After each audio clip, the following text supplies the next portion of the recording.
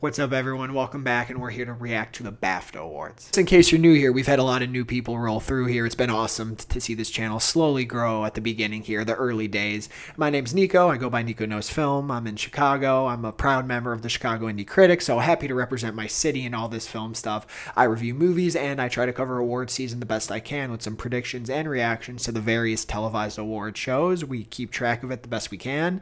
I also make videos on TikTok and talk a lot about film on Twitter as well, so follow me on those respective platforms. There'll be a little slide at the end that shows where else you can find me to continue to support if you're interested. So just thanks for being here. Now that's out of the way, let's talk about the BAFTAs. So I'm doing this to myself. I keep saying every video I've made either on here or on TikTok, I'm like, okay, I'm all for the craziness of this award season. Give me craziness. Let's just be along for the ride.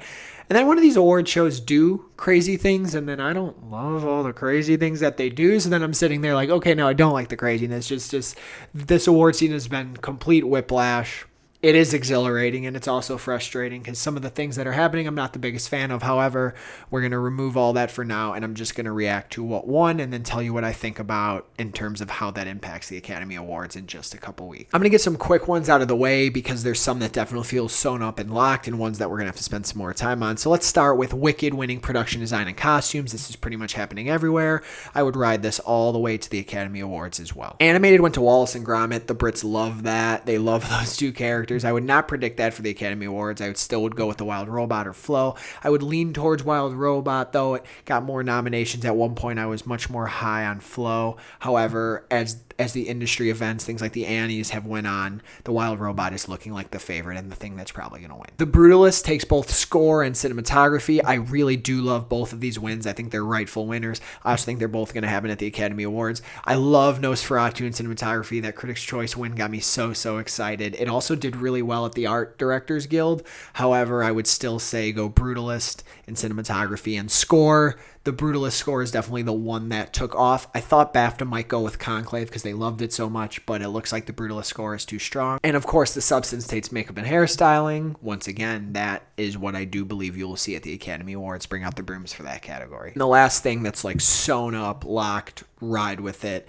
Conclave wins adapted screenplay. Very big day for Conclave. You'll see in just a moment, but this is going to happen at the Academy Awards as well. Now, we've done all that. Let's get into the craziness, shall we? First crazy thing that happened, A Real Pain takes original screenplay here. Beats Anora, right? Beats The Substance. Insane to me. What a cool win. I love A Real Pain. It's in my top 10 of the year. I also think it is the best screenplay of the year. It's so sharp. It's so smart. It's so emotional. And the way that Jesse Eisenberg built those characters was outstanding. I love this win. I still am going to lean towards Anora at the Academy Awards. That WGA win was really strong. Although, with so many films being ineligible, The Substance being one of them at WGA, it was kind of like Anora was going to run away with it. I would say Anora wins. I would put The Substance right behind it. Has a shot. We'll see how things shake out. I don't necessarily think A Real Pain has a chance to win because it is not in Best Picture, so I would slate it third, but nonetheless, an amazing win at BAFTA and a hell of a win for that film, and more importantly, a hell of a win for Jesse Eisenberg as a writer. Something else that was big, Conclave takes editing. This has been an award that a lot of people have not been able to predict. A lot of people have been uncertain what to go with at the Academy Awards. Some people thought Emilia Perez would take this. Sometimes the Oscars go with the movie that feels like it has the most editing. In this case, Conclave winning editing does feel like a pretty safe bet to predict at the Academy Awards. I don't know what I'm going to do yet, but this win for Conclave was really big. Something else really crazy in a great way, in my opinion, is Brady Corbet wins Best Director here at BAFTA. He now has the Golden Globe and BAFTA. This is huge because after that DGA win, felt like Sean Baker became the frontrunner. The correlation stat of DGA to the Academy Award was really strong. He followed it up with the PGA win as well. But then Corbet wins here, so it's showing me something. It's showing me that the international bodies really love what Corbet is doing. This whole sweeping, sprawling American epic, the degree of difficulty for what he attempted and pulled off.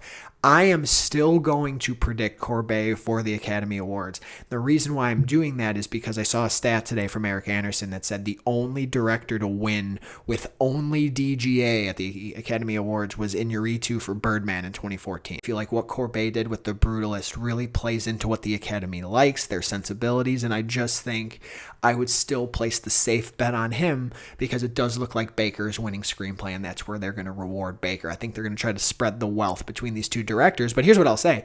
Really exciting director race after a couple years of it feeling like it's been locked up early. This is kind of exciting. It's time to talk about the actors, isn't it? It's time to talk about the good old acting categories. To be honest, we're really only going to spend a lot of time on one of them. Zeldanya, Culkin, get out the brooms. They're going to sweep. I thought something crazy might happen here. I predicted Grande. I was wrong. Clearly, the controversy did not get to the BAFTAs because not only did they give Zeldanya the win, they gave the non-English language movie to Emilia Perez as well. We'll get to that in a second. Even if something different happens at SAG, which I don't think it will at this point, I think Zeldanya and Culkin are going to sweep everything right through the Academy Awards. I'm going to say the same for Adrien Brody as well. Big win for him here. I know a lot of people are still going with Timothée Chalamet for SAG. I love Timmy, but I still don't see that. I don't know where that's coming from. I'm almost going to have to believe it when I see it. I know they put a complete unknown in Ensemble. I feel like that's why people are leaning that way, but I just think what Brody's doing is so strong, and he's been such a consistent winner this season. I also think SAG might do something wild. They'll do this. I think SAG also could go to someone like a Coleman Domingo. I know that's the lone nomination. However, he is so well respected by his peers right now. His career is constantly shooting up. He is going up and up and up and up each year. And they'll do that. I mean, they gave it to Emily Blunt. They gave it to Lupita Nyong'o. I mean, they will do things like that. So I'll say go Brody and have Domingo as your alt. Trust me on this. If I'm wrong, you could tell me I'm wrong. If Timmy wins, I'll gladly admit it. I would like to see Timmy win. I like him, but I'm still going to go with Brody. Time to talk about actors. Mikey Madison. Congratulations to Mikey Madison. She wins lead actress here at BAFTA. I predicted Demi Moore. Demi Moore had Globe, Critics' Choice. She was looking like the front runner. The speeches, the narrative was strong, and Mikey Madison throws a wrench in that here. A lot of people have been riding for Madison and Honora for her to win this award. I still am going to tell you, though, keep Moore in for the Academy Award for now. We will see what happens at SAG. I say this because SAG, I still believe, will always go with the narrative and will go with someone who is more seasoned and respected. Let's just look at a few recent years, right? A couple years ago, we had Austin Butler. He won the Golden Globe. He won BAFTA as well. Brendan Fraser won SAG and then still went on to win the Academy Award. He had the makeup win to support it as well, right? Which we have here with Demi Moore.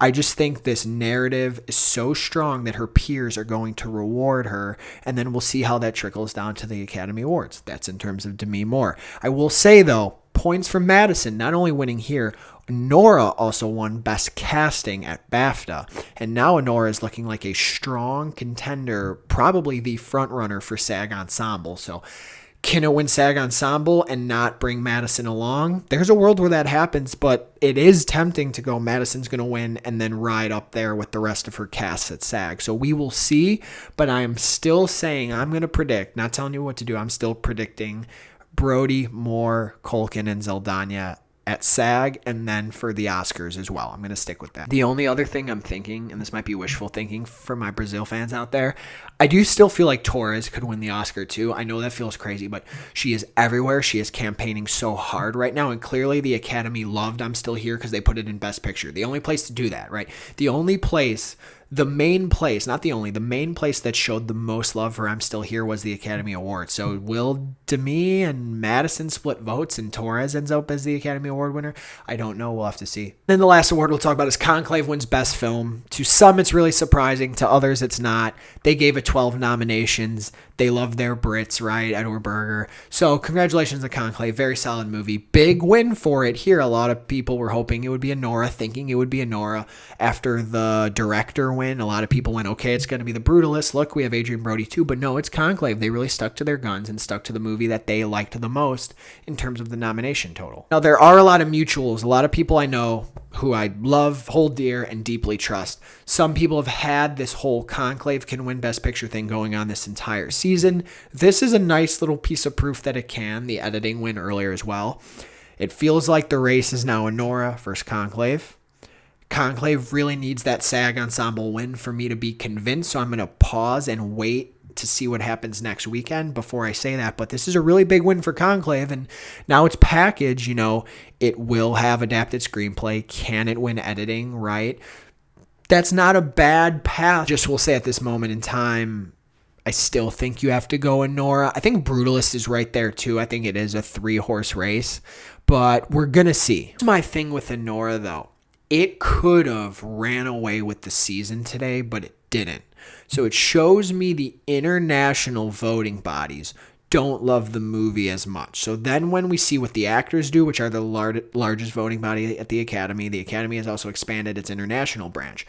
We're going to see how strong those two things play at the Academy Awards, because Anora walks out of here with casting and lead actress, which are big. However, it could have walked out with Best Film, Best Director, and Best Original Screenplay. It keeps this Original Screenplay award keeps feeling like it's Sean Baker's to lose, and then he loses it pretty much everywhere then besides WGA. So I really don't know what the industry as a whole is going to do with this movie. I still will say Anora is the front runner, but it still feels like the softest front runner possible right now. Once again, we'll see what happens at SAG, but I don't know. Lastly, I didn't want to spend too much time on this because I thought I would end up rambling, so I'm going to try to make this concise at the end of the video. Amelia Perez still wins film non in English language. I would still probably say it has a chance for the Oscar. Clearly the controversy didn't reach this body and affect them enough. I don't think it's going to do well at SAG outside of Zoe. So we're going to see. I'm still going to go out on a limb and predict I'm still here for all the reasons I just said that Torres could win. I just think there was so much passion for that movie by the Academy, and I think the controversy hit so hard right before Oscar voting opened. So we will see what happens, but it still hasn't completely faltered at any place yet. So the craziness continues. I want you to tell me your favorite wins at BAFTA, maybe your least favorite wins, biggest snubs, what you think is going to happen at SAG, and maybe what you think is going to happen at the Academy Awards as well. Thank you so much for joining, and I can't wait to see you again very, very soon.